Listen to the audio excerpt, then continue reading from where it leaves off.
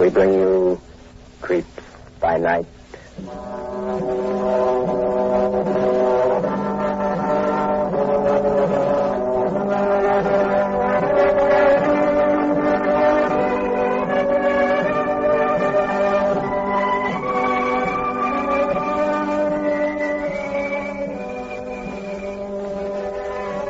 Blue Network presents the 13th in a series of dramatic explorations into the vast and unknown darkness of the human mind.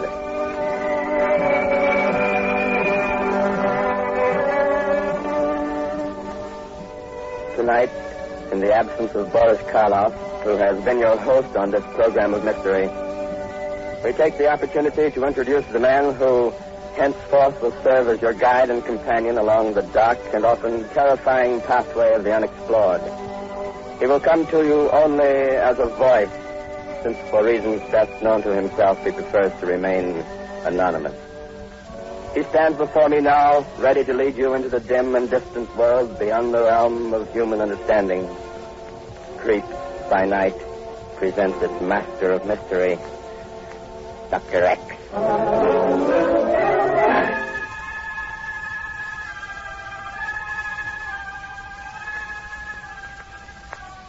Good evening. I have been asked to serve as your master of mystery on these weekly pilgrimages into the unknown. To choose for you stories that peer deep into the tortured souls of men and draw aside the shadowy curtain of the mind. For the time being, I shall have to be known only as Dr. X, my identity cloaked in the very darkness of which we speak. Perhaps some of you will recognize my voice. If you do, I pledge you to secrecy. It will be my duty on this program to select for you stories that have been drawn from the mystery of life itself. From time to time, I will invite leading actors, men like Peter Lorre, Bela Lugosi, Edmund Gwen, Basil Rathbone, and others, to participate in our dramatic explorations. But enough of talk. Join with me now as we see unfolded before us the weird chronicle of the walking dead.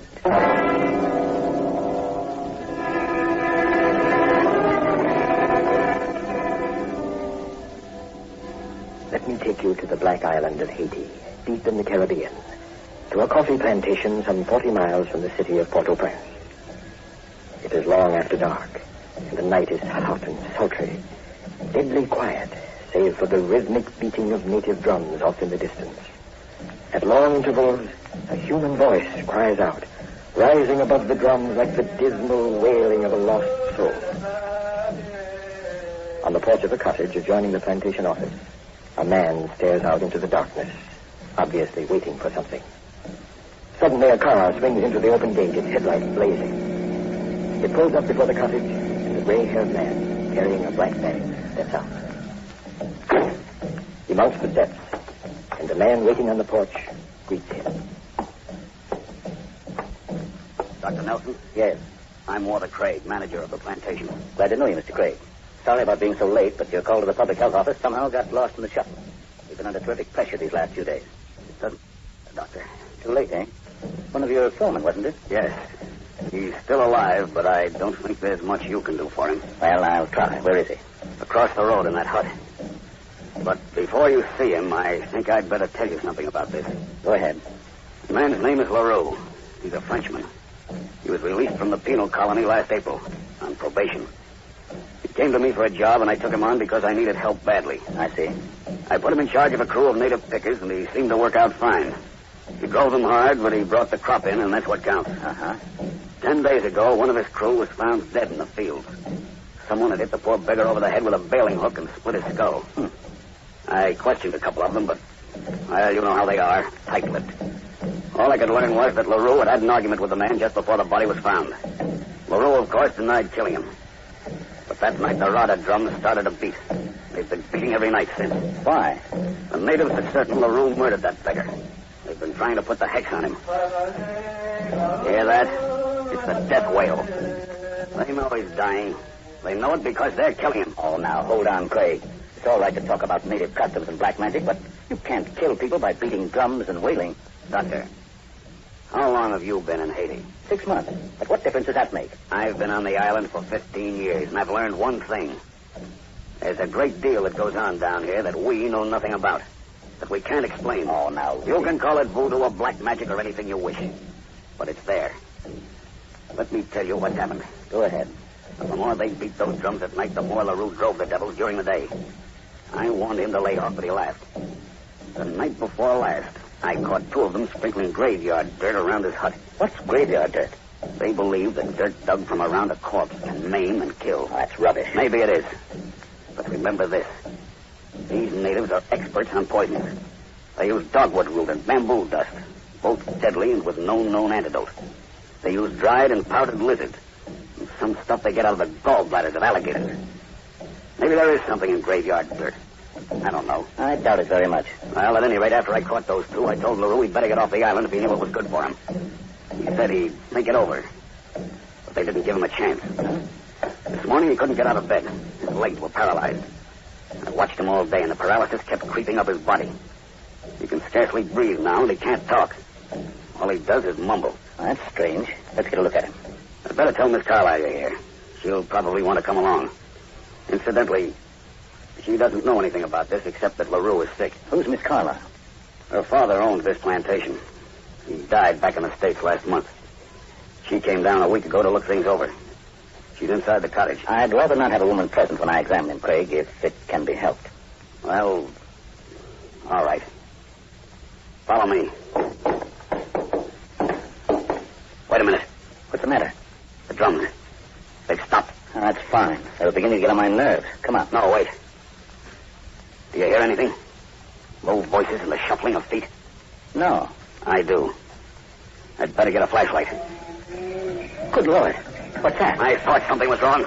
They've surrounded LaRue's hut. Mr. Craig? That's Miss Carlyle. Excuse me a minute. I'm out here on the porch. What's happening? All of a sudden, those drums and that chanting. Oh, there's someone with you. It's Dr. Nelson of the Public Health Office in Port-au-Prince. How do you do, Miss Carlyle? Oh, I'm so glad you're here, Doctor. What's going on out there, Mr. Craig? The natives have surrounded LaRue's hut. Why? I don't know. We'd better get to him, Craig, before they do some damage. That racket certainly can't help a dying man. It's too late now. Too late. What do you mean? There's only one way to get along with the natives down here, Miss Carlyle. Don't interfere with them. Leave them alone. That's all well and good, Craig, but you say a man's dying in that hut.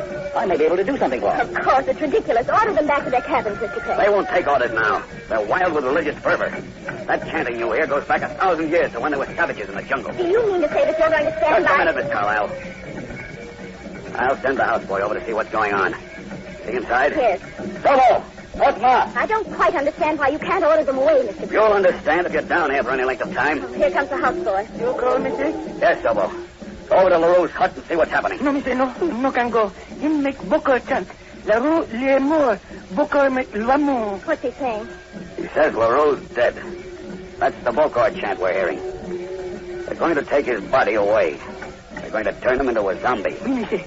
Of all the ridiculous nonsense. What's a zombie? What are you talking about? A zombie, Miss Carlyle, is a corpse that's been brought back to life.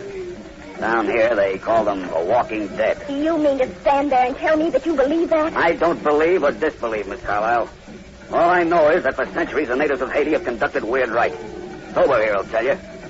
Some of their ceremonies that make your hair stand on end. Is that any reason for letting a man die with savage drums beating in his ears?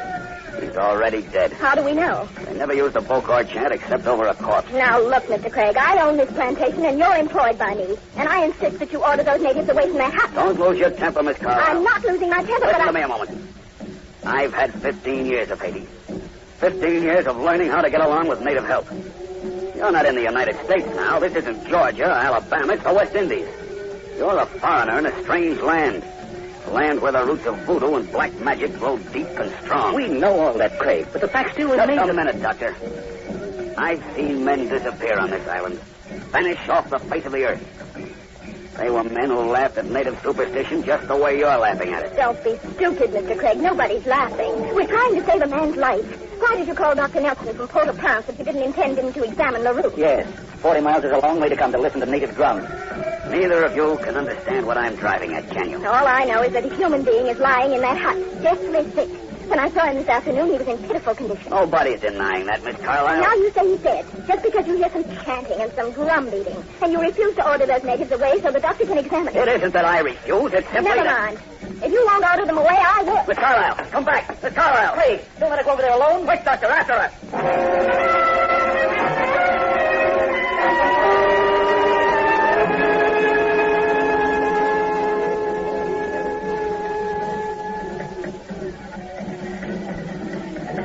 We'll never find her this way, Craig. We'd better go back to the house and phone for help. We've got to find her. I don't trust those devils tonight. I never saw anything like it. She ran across the road toward the hut, and before we could get to her, they swallowed her up like an avenging cloud. And then they were gone. That's how they work. Did they take LaRue's body with them? Yes. Come on. We'll take a chance and bust in on their ceremony.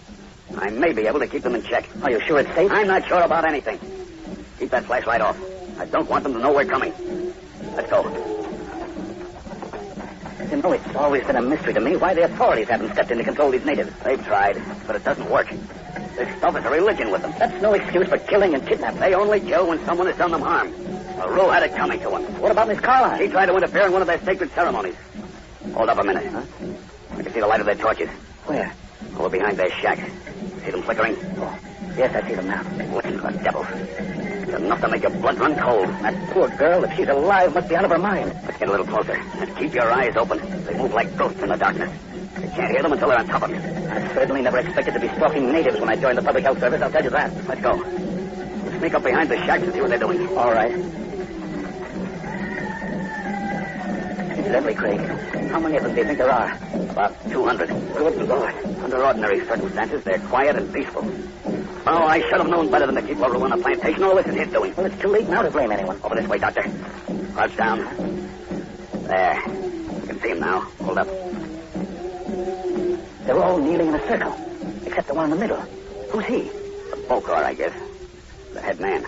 Oh, they stopped chanting. Now what? I don't know. Anything can happen. Don't move. It's a new chant. He's asking me questions and they're answering. I've heard that before. I don't like the sound of it. But, Doctor, you stay here. I'm going to walk right into that circle. You better be careful, Craig. That automatic isn't going to be much help against 200 maniacs. They'll liable to tear you to pieces. I doubt it. Anyway, it's worth a chance. Oh, wait, I better go with you. No, this isn't your affair. It's mine. In case I do run into trouble, get back to the house as fast as you can and put in a call to the police. Yes, I will. Okay. Wish me luck. Good luck, Craig. What was that? It's Sobo. He's crawling up behind us. I wondered what had happened to him. Go back out. Bad stay here. We've got to find the girl, Sobo, the missing lady. No. Booker man may kill that. That. What did you say? That chant. It's the kill chant. Go back. Sobo bring Missy Lady. You know where she is? Sobo find. Is she alive? Ask him. Missy Lady lives, Sobo. Sobo find. Sobo bring back. Go. All right. Come on, Doctor. Back to the house.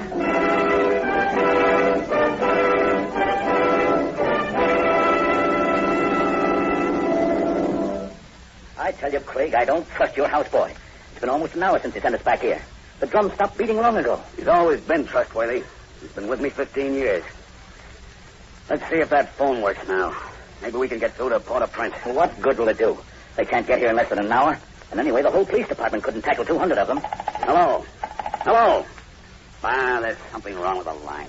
I've got a feeling we'll never see that girl again, Craig. Dead or alive. I warned her not to interfere. Why didn't she listen to me? Why didn't she stay where she belongs, back in the States? Haven't I enough trouble down here without this? Now, don't lose your head, Craig. Take it easy. Raving and ranting isn't going to get us anywhere. I suggest we go out there and look for her again. The drums and the chanting have stopped. Maybe they'll calm down. I'll go out. You get into your car and drive over to the Larimore plantation. It's about 10 miles from here on the road to Port-au-Prince. Get some help. You think there's time for that? Where are your other foremen? They're both in Port-au-Prince loading a coffee cargo. They would be away tonight of all nights. But anyway, I think that's the best plan. You go for help and I'll see if I can locate Sobo. Wait. I hear someone coming, Craig. Don't open the door. Why not? I'll open it. I've got a gun. Who is it? Who's out there? Sobo, Missy. I bring Missy Lady back, man. Get the flashlight off the table, Doctor. It's my houseboy. He's got Miss Carlyle. Good Lord. Where is she? Come on. Hurry her inside, Sobo. It's going to be safe. Flash your light on the steps, Doctor. Yes, I am. Easy, Sobo. Easy. Watch the steps. The drums are beating again. Let 'em beat. All right, carry her in, Sobo, and put her on the couch. Close the door, Doctor. Be sure it's locked. Yes, all right. Put her down, Sobo, carefully. Let me look at her, Craig. In the meantime, get some water. Water, Sobo. We Missy. You're all right now, Miss Carlyle. Just relax. Open my bag, Craig. You'll find some spirits of ammonia. Right. There now. Just relax. There you are. Oh, thank you. Now, just breathe deeply, Miss Carlyle. That's fine. Once more. There we are. Here comes the water. Oh, pour some in the glass. Put it on the table, Sobo. We need you. Feel better now, don't you? Yes. Here you are, Doctor. Oh, thank you. Now, drink this, Miss Carlyle. Here, I'll hold your head up. There now. Just lean back. Oh, it was horrible. Simply horrible. I don't think you better talk for a while. I've got to tell you. They put his body in a grave. An open grave. A roof? Yes. What happened when you ran across the road toward the hut? I don't know. Suddenly they were surrounding me. I could see their teeth flashing in the darkness. I screamed, and that's all I remember until I woke up. Yes? I was lying on the ground. They were all kneeling around the grave. His body was in it. There was a torch burning, and one of them was chanting. Bokor make l'amour ceremony. What's that? Sobo says the man chanting was the Bokor. The one who makes the dead rise and become zombies. Oh, I think we've had enough of native superstition tonight, Craig. Let's stick to the facts. How did you get away from them, Miss Carlyle? Oh, no one was watching me. They were all watching the body in the grave.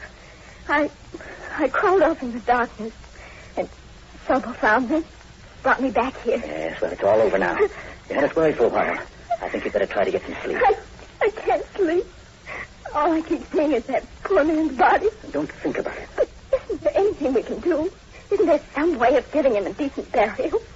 You might as well know what this is all about, Miss Carlyle. LaRue murdered one of the natives. Oh. Murdered him 10 days ago. They've been out to get him ever since in their own way. That's why the drums were beating every night. I told you it was their usual ceremony just so as not to frighten you. But it was more than that. They were seeking revenge. And now they've got it. You mean because he's dead? That's only part of it. They're going through the zombie ritual now. That's what you saw at the open grave. According to their belief, they can bring LaRue back to life. Make him a living corpse who'll obey their orders. Well, then why were they putting his body in a grave? That's part of the ceremony. They bury him until midnight.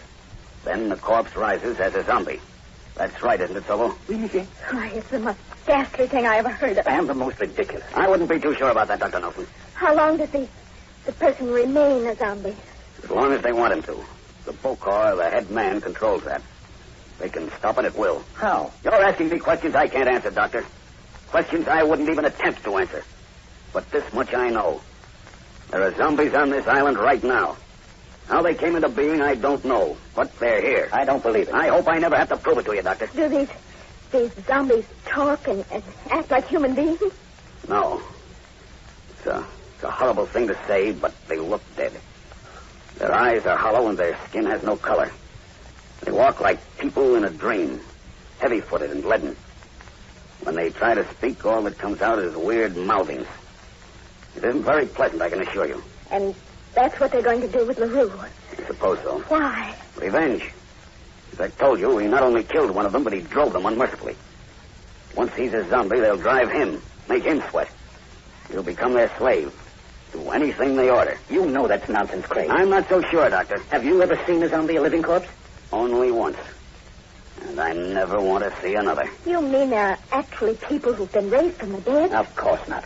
You can take it from me as a position that death is final. Absolutely final. Perhaps throughout the rest of the world. But not in Haiti. Now listen, Craig. All your men seem to do is frighten this girl. I think perhaps the best thing, Miss Carlyle, would be for you to drive back into Port-au-Prince with me. Just midnight. We'll be there at 1:30. How about it? I don't know. It's a good idea. Chances are nothing's going to happen, but... What is it, Sobo? Step on the porch. What? He says he heard steps on the porch. Don't be alarmed. I don't hear anything. Oui, monsieur. Step. Where's the flashlight? I have it here in my pocket. Wait. Don't move. What's that? Sobo's right. Someone is on the porch. You stand over there with a flash, Doctor. Right. Get back, Sobo. I'll open the door. No, monsieur. No. Stand back, I said. Craig, listen. Somebody. No. Doctor, take him into a bedroom and come back here. Hurry. Yes, come, Miss Carlyle. Please don't open the door. Get out of here, Doctor. Come, my dear. Oui, bon, monsieur. There's nothing to be afraid of. Zombie. I know, but we'll take care of him. Dr. Nelson. Yes, I'm coming. Stand back, Sobo. That's it. Miss Carlyle, right now, Craig. Good. Now, stand behind me a little to the left and keep that flashlight on the door. You're not serious about it being a zombie, are you, Craig? Whatever it is, it didn't sound human. All set now? Yes. All right. I'm going to open the door. Keep that light steady, Doctor. The door's locked, you know. I locked it when we came in. I know. Craig, perhaps it might be better to... Don't worry, there are 6 bullets in this automatic. That should be enough. Get ready now. Here goes. There's nobody out there. Careful, Craig. Porch is empty. Are you sure? Positive. Come on there with that flashlight. You too, Sobo. We heard heavy footsteps, didn't we? And that weird moaning? Yes, but there's no one here now. Flash the light around. That's it. See anything? No. Not a thing. Well, there may be some footprints in the driveway. Let's check. It's hard to tell at night. There's a good clear print. That could be mine when I got out of the car. Matter of fact, it is. I suggest, Craig, that we lock up and remain in the house until daylight. No sense taking chances. Probably the best idea. What I don't understand is... Good Lord. That's Miss Carloff. Come on. Sobo, follow me. What room is she in? It was at the end of the hall. What happened? The window. He was standing at the window. Who was standing at the window, Miss Carlisle? LaRue. LaRue? Yes. I've never seen anything so horrible. You're sure it wasn't your imagination? No, I saw his face. It was like a death mask. His lips were blue and his skin was ghostly white. Good Lord. Sobo, you stay here with Miss Carlisle. The doctor and I are going out front. If you see or hear anything, yell. Please don't go far. We won't. Come on, Doctor. What do you make of it, Craig? I don't know what to make of it. Do you think she really saw someone at the window? Wouldn't be a bit surprised. Watch those porch steps. I noticed one of them's a little rickety. What do you propose to do, Craig? Take a look around. Stay close and keep that light swinging. That's fine. I really think we'd be much better off if we locked all doors and windows. Hold up. What is it? I thought I heard someone moving up ahead. Swing your light slowly to the left, across the road. Easy. Easy. Hold it. Lord in heaven. It's a man staring at us. It's LaRue. He's running away. Keep your light on him. LaRue! LaRue! Stop or I'll shoot! You missed him. He's ducking in that hut. There's no hut. We've got him now. The 2 front windows and the door are the only exits. Come on. Right. All right. It's far enough. You take the gun, Doctor. I'll go back to some rags and some oil. Rags and oil? What for? I'm going to set that hut on fire. Craig, are you out of your mind? You can't burn a man alive. What makes you think he's alive? He's got to be alive. We saw him running. You still won't admit that strange things happen here on the island, will you? Strange, yes. But All right, if you think he's alive, we'll take him alive. Get down low and crawl towards that hut. Keep your light out. Ready? Yes. Door of the hut's open. When we get close enough, flash your light through. You say you can't get out any other way? No, the door or the front windows. I'm watching them all. If this 38 doesn't stop him, nothing will.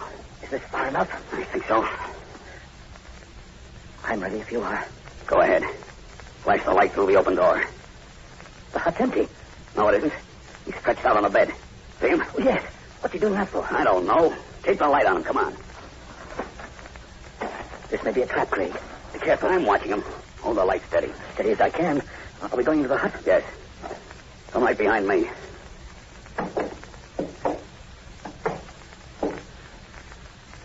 Well, there he is, Doctor. Hold the light, Craig. Let me get a look at him. Keep it on his face. Miss Carlisle was right.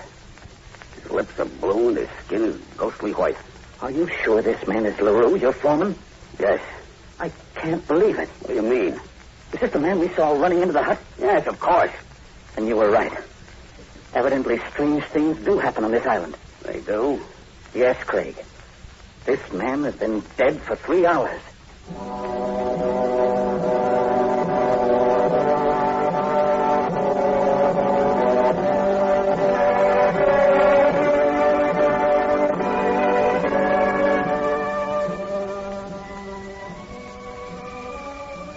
That, my friends, was The Walking Dead.